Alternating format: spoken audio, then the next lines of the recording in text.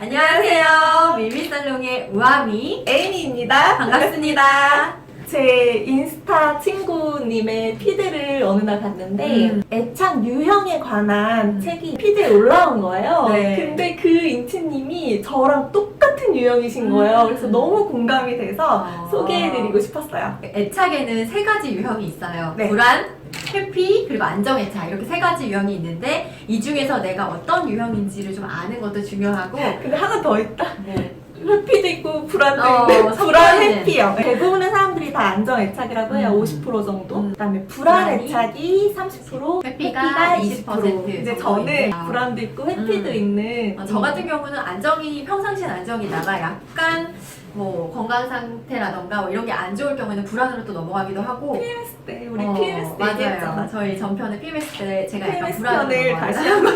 그러기도 하고 또 어떨 때는 이게 불안애착의 방어기제라는 것도 있어서 회피로 넘어가기도 하거든요. 그러니까 사람은 내가 안정이다라고 하면 계속 평생 안정으로 가는 게 아니라 왔다 갔다 하고 누구를 만나는지에 따라 또 다르고 기본적으로 내가 어렸을 때 부모와의 애착 관계가 어떻게 형성됐는지에 따라서 그게 기본 애착 반이 형성이 되긴 하지만 성인이 돼가면서 최근의 연애 혹은 좀 길게 연애한 연인과의 관계가 어땠는지에 따라서 그 애착이 변할 수도 있고 이렇거든요. 그래서 저 같은 경우는 어렸을 때 엄마가 낮에 나가셨다가 밤에까지 약속이 있을 수 있잖아요. 근데 그쵸. 제 동생하고 저랑 있는데 저는 엄마가 한 뭐 10시까지 안 오면 막 울고 동생한테 무슨 일이 난 거 아니냐고 엄마 큰일 난 거 아니야 엄마 어디 뭐 사고 난 거 아니냐고 막 이러면 동생은 아이 좀 이따 올 거야 왜 그래 뭐 이렇게 되는 거예요. 근데 정말 조금 있으면 엄마가 오는데 그러고 나면은 좀 나아지지 그 전까지는 너무 불안해서 예전에 핸드폰도 없었잖아요.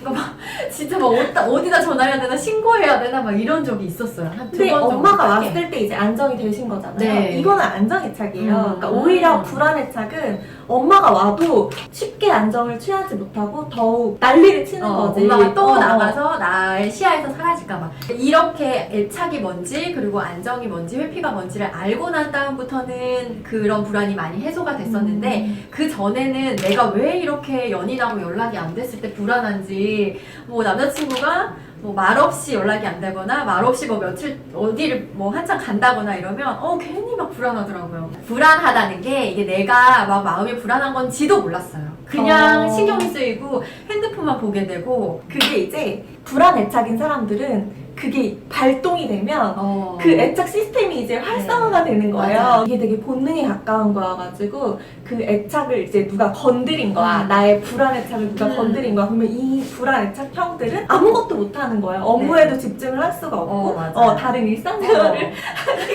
나 그 정도는 아니었다. 예를 들어서 그렇게 집착을 하게 되는 제 친한 동생 중에 있어요. 받을 때까지 계속 전화하고 진짜? 나의 연애에도 간섭을 하고 언니 전화해봐. 전화 왜 안 돼? 다른 사람 연애에도 불안을 자꾸 심어주는 거야?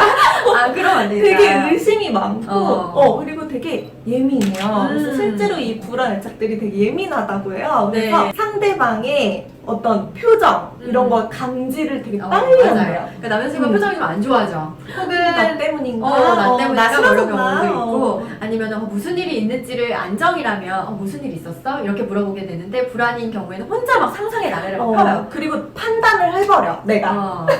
이 불안 애착들이 되게 그런 성향을 보이는 거야. 연락 문제에 되게 맞아요. 집착하고 이응 보는 거 되게 싫어하는. 성의 없어 보여. 어떻게 해야 돼? 했더니 길게 성의 있게 맞아요. 이렇게 해줘야 된다고. 근데 남자분들 그런 거 있잖아요. 여자 언어를 배워야 된다는 말 되게 많이 하잖아요. 그게 바로 불안의 착들의 언어를 배운다는 말로 대신할 수 있어요. 불안한 착은 두 가지 유형이 있는 건데 하나는 이렇게 연락이 안 됐어. 나 진짜 걱정이잖아. 그래서 막 짜증내고 화내고 이런 게 불안의 착의 진짜 원래 유형이면 두 번째는 방어 기제. 엄청 불안한 그거에 대해서 얘가 몰랐고 연락이 안 돼서 너무 화가 나. 그래서 그거를 이제 보상받기 위해서 더 막 뚱하고 삐진 척하고 근데 차라리 막 화내고 다음부터 진짜 절대 그러지 말라고 그렇게 얘기해주는 게 차라리 좋을 것 같아요.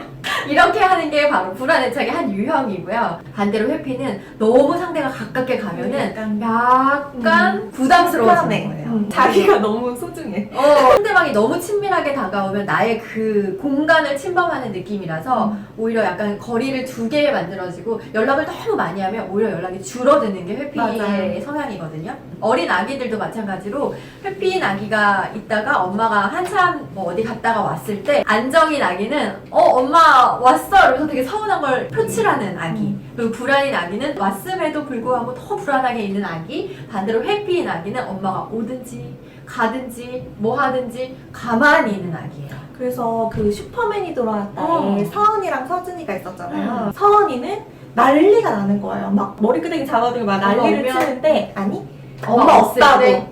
진짜 이렇게 자지러지게 이렇게 눕는 애들 있잖아요. 근데 오히려 어른들은 그런 애가 문제인 줄 알잖아. 근데 그게 아니라 오히려 서준이가 문제였던 거예요. 서준이는 너무 얌전하게 오든지 가든지 그냥 자기 할 걸 하는데 이게 회피인 거야. 맞아요. 그래서 어른들이 아이들 행동을 가만히 봤을 때 이가 안정이어서 안정적으로 있는 건지 아니면 회피라서 안정적으로 있는 척하는 건지는 보셔야 돼요. 그 마음속은 굉장히 복잡하단 말이에요. 근데 성인이 됐을 경우에는 이제 연인한테 그게 발동이 되는 건데 어떻게 하세요? 아니 제가 한번 회피형인 남자친구를 만났었던 적이 있었는데 이분이 어떤 연인 사이에서 갈등이 생겼을 때 저는 그거를 대화를 통해서 해결을 하고 싶잖아요. 근데 자꾸 회피를 하는 거야. 이 문제를 그냥 덮어놔. 그리고 더 이 얘기를 못하게 하는 거예요. 입을 진짜 얘기하자. 막아버리는 거예요. 나중에 얘기하자. 그만 얘기하면 안 되니?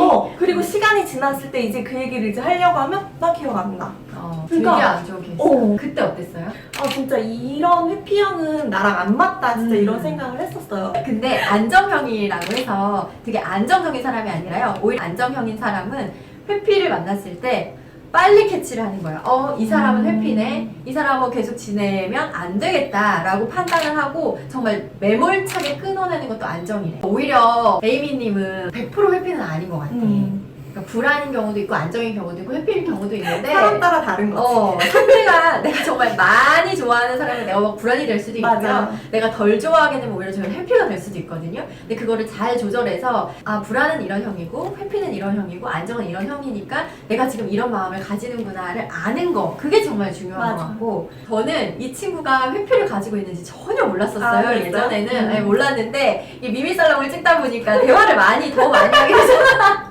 그러니까 이게 원래 친구였을 때는 그냥 친구를 막 연인처럼 매일 만나거나 이런 거 아니니까, 그리고 막 비즈니스를 같이 해본 적도 없으니까 그냥 이 친구가 그냥 그런 어느 안정인 정도의 줄 알았어요? 성격이구나, 안정인 줄 알았어요. 아니면 약간의 불안인 줄 알았어요. 근데 미미살롱 촬영을 같이 하다 보니까 막 회의도 되게 많이 해야 되고 연락도 많이 하고요. 편집도 같이 하다 보니까 진짜 수시로 연락을 하는데 간혹 얘기를 하면 사라져요. 없어요. 저녁에 절대 연락이 안 되고요.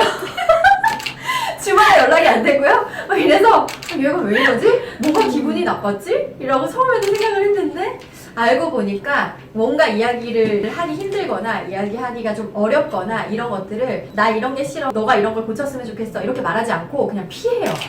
그쵸? 이거는 근데 뭐 불안, 회피 이걸 떠나서 나의 그냥 성격이야. 내 성격이 그래? 저는 되게 싸우는 거를 싫어해요. 그래서 되게 나름 배려를 하는 거예요. 그러니까 문제가 뭐냐면 솔직하지 못한 거. 그러니까 솔직하게 얘기를 하면 뭐 친구 관계나 연인 관계에 있어서 이게 사실 문제가 안 되는데 솔직하지 못하는 거야. 그러니까 배려를 한답시고 솔직하지 못한 거야. 그냥 말을 안 하는 거구나. 그래서 말을 안 하고 싫은 소리를 안 하는 거구나.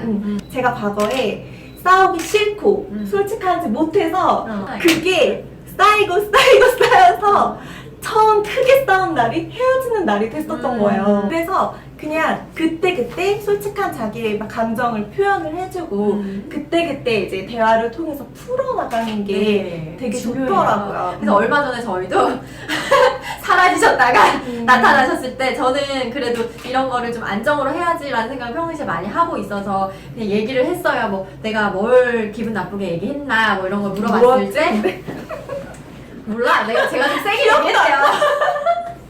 근데 이 친구가 그때서야 이제 말을 하더라고. 저는 뭔가를 만들 때, 특히 일할 때는 좀 제대로 이게 했으면 일이 돼버린 좋겠다는 생각이 들어서, 네.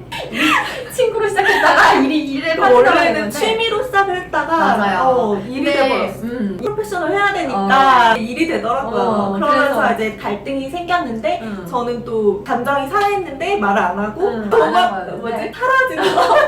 회피해버리더라고요. 근데 다행히도 이 친구도 이런 책도 많이 읽고 알다 보니까 제가 이렇게 질문을 했을 때 다시 돌아와서 설명을 하더라고요. 근데 저는요, 이런 걸 얘기하면 되게 잘 수용하는 편이에요. 그래서 내가 그때 맞아요. 그랬잖아. 수용을 잘 네, 하시더라고요. 그래서 그러면 네 의견을 얘기해줘. 그런 걸 좀 잘 조율하게 됐고. 그러니까 연인 관계에서도 똑같아. 맞아. 자기 그 솔직하게 자기의 주장을 얘기해 주는 거 그게 관계를 더 오래 지속할 수 있는 방법이더라고요. 네. 저는 그냥 헤어졌었거든요. 근데 나랑 이제 경험한 걸로 그런 연인에서도 하면 되는 거고, 저도 예전에는 몰랐어요. 이렇게 솔직하게 말을 했을 때 해결이 된다는 걸 몰랐거든요. 자존심도 좀 상하기도 하고, 그리고 이 사람이랑 내가 그런 얘기를 했을 때 관계가 별로 안 좋아질까봐. 맞아. 그래서 이 친구가 회피와 불안을 믹싱된 그런 특이한 케이스라고 하는 거예요.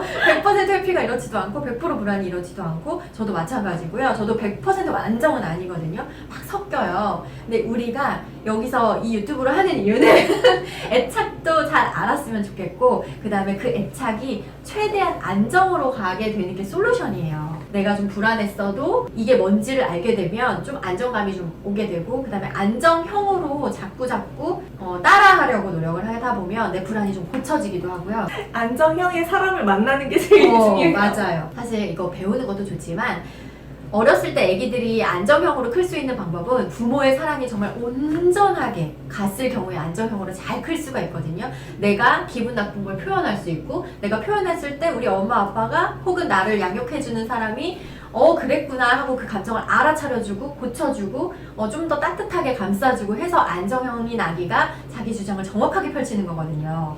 이게 성인이 되어서도 똑같이 나타나는 거예요. 맞아요. 내가 안정감을 느껴야 새로운 그 사회를 우리는 탐험을 해야 되는 여정이잖아요. 인생이라는 게. 근데 그 안정감이 있었을 때에만 그게 가능하다는 네. 거예요.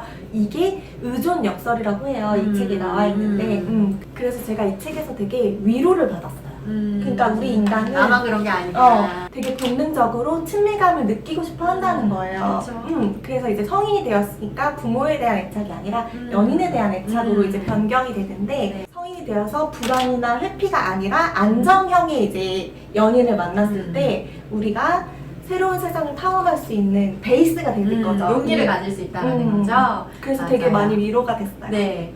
저도 그 불안의 방어 기제가 좀 많이 고쳐진 게 안정적인 파트너들을 통해서 안정형이 이렇게 좋은 거구나. 그리고 또 하나 저를 정말 온전히 사랑해줄 수 있는 사람들을 많이 만나서 그런 사람들이 베푸는 그 사랑이 되게 진실된 사랑이구나 라는 걸 좀 알아서 나는 많이 사랑받는 사람이고 나는 많은 사람들에게 사랑을 줄 수 있는 사람이구나. 그런 걸 알게 돼서 많이 안정형으로 변한 거거든요. 그러니까 중요한 건 안정형의 파트너를 만나는 거. 두 번째는 내가 안정형으로 변하는 거예요.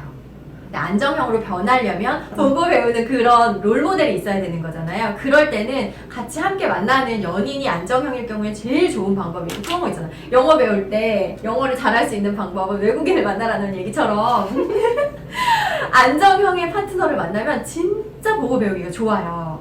애착의 문제가 저는 좀 내 잘못이라고 많이 생각을 했어요. 그런 교육을 좀 많이 받았던 것 같아요. 그치, 옛날에 사회 어렸을 문화를 때. 통해서 너가 자립적인 사람이 돼야 되고 홀로선 온전한 독립적인 그 존재가 되었을 때에만 너가 사랑을 받을 수 있다. 약간 이런 고정관념이 있었는데 이제 이 책에서 그게 아니라 애착은 되게 정말 중요한 생존 본능에 버금가는 중요한 본능적인 부분이기 때문에 굉장히 중요한 거다. 그러니까 너가 이상한 게 아니고 누구나 그럴 수 누구나 있고 그럴 수 있고 안정형의 사람을 만남으로 해서 우리가 바뀔 수가 있으니까 맞아요. 그리고 나로 인해서 내가 안정형으로 변함으로 인해서 또 불안이라던가 회피의 파트너를 고쳐줄 수도 있는 거고. 내가 회피 고쳐주고 싶다.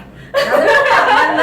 그냥 안 만나. 왜냐면 저는 정신건강이 되게 중요해서 회피 연인을 만났을 때 내가 너무 불안의 착이 발동이 되더라고요. 그러다 보니까 이게 정말 회피 사람은 멀어지고 불안인 사람도 가다 보면 둘 다 정말로 안 좋아지게 돼요. 점점 더 나빠지는 방법밖에 없어서 서로 그냥 안정형을 만나고 안정형끼리 만나면 너무 좋겠지만 확률상 그렇게 될 수 없는 경우도 많잖아요. 오히려 불안인 사람은 회피인 사람이 더 멋있게 느껴진대요. 매력적으로. 불안과 회피가 잘 맞아 보이기도 해요. 근데 불안은 회피가 되게 멋있어 보이는데 회피는 불안이 점점 싫어지는 거죠. 최악의 커플인 거죠. 네.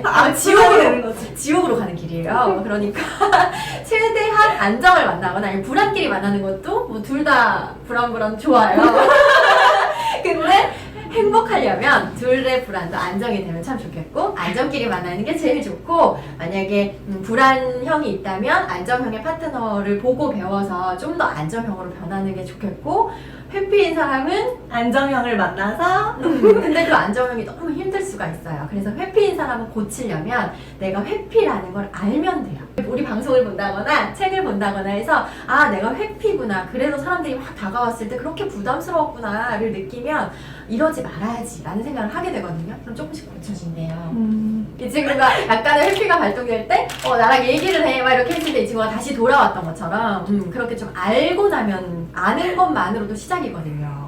저는 불안도 있고 회피도 있으니까 이제 안정애착을 간 사람을 만나야 될 거 아니에요? 네. 만났다는 가정하에 내 감정을 좀 솔직하게 얘기하는 거 그게 좀 불안이나 회피를 가진 사람들은 그 솔직하게 얘기하는 게 되게 어렵거든요. 네. 안정감을 가지고 이 사람이 나를 받아줄 거라는 그 확신을 가지고 솔직하게 얘기해주는 거 그게 되게 변화의 출발이 될 수 있을 것 같아요. 네, 그리고 파트너하고도 이런 책이라던가 이런 방송을 많이 보고서 아, 내 파트너가 불안이구나를 알게 되면 내가 조금 더 이 사람이 불안해할 때 더 안심을 시켜줘야지 라고 생각할 수 있고 이 사람이 막 회피로 떠날 때 아, 얘가 내가 싫어서 그런 게 아니라 회피 기제를 발동시키는 거구나 라는 걸 알아서 그런 걸 알고 나서 서로 조율하는 것도 되게 좋은 방법인 것 같아요. 네, 이 책에 보면 그 테스트하는 항목이 있어요. 내가 그래서 어떤 유형인지 연인끼리 서로 한번 해보시면은 재밌을 것 같아요. 네, 하고 솔루션까지도 함께 의견 나눠보시면 좋겠네요. 네. 오늘은 이렇게 애착에 관련돼서 그리고 3가지 유형에 관련돼서 솔루션까지 알아봤는데 이런 것들이 좀 도움이 되셔서 여러분들의 그 뭐 대인관계라던가 사랑관계라던가 이런 데 많은 도움이 되셨으면 좋겠습니다. 네. 오늘 방송이 도움이 되셨다면 구독, 좋아요, 댓글. 댓글 좋은 댓글 많이 남겨주세요. 다음에 또 고맙습니다. 봬요.